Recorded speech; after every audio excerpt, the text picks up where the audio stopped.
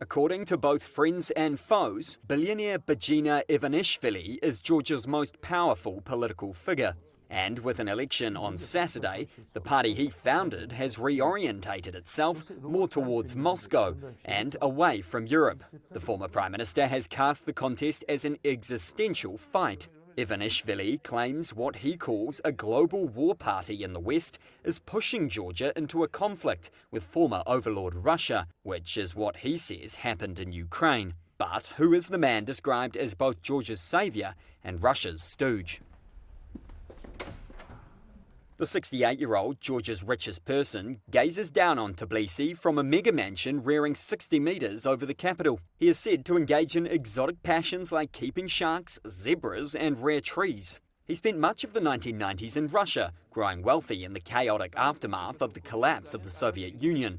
After returning to Georgia, he founded the country's current ruling party, Georgian Dream, and became Prime Minister for 1 year in 2012.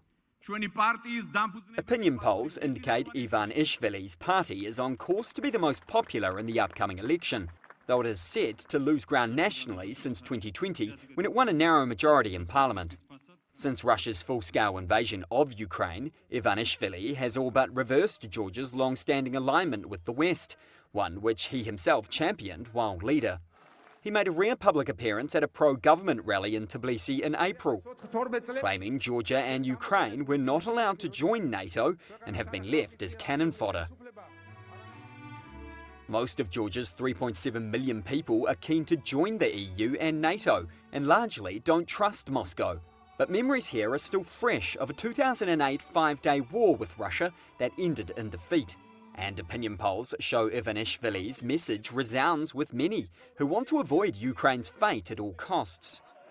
His party, Georgian Dream, has pushed through bills that critics call anti-democratic and Russian-inspired. A law on foreign agents requires organisations receiving more than 20% of funding from abroad to register as such. It also cracked down on LGBT rights.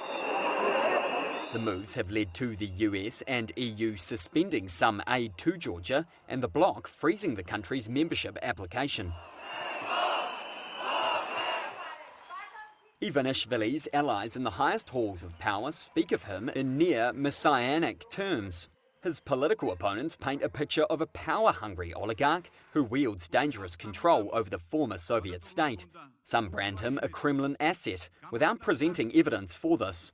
Georgia Gakaria was Prime Minister from 2019 to 2021 and a former ally of Ivanishvili. He resigned after accusing him of interfering in government matters. Gakaria has now formed his own political party in a bid for elected office. I cannot tell you that there is some value-based decisions behind the behavior of GD. What they are aiming how to maintain power, how to continue corrupting money, how to stay in power, that's it. And now they see that Russia, in this geopolitical situation, is an ally to stay in power, to manipulate elections. That's why their behavior for this very moment is purely pro-Russian. Georgian Dream says it remains committed to integration with the West and to a pragmatic policy towards neighbouring Russia.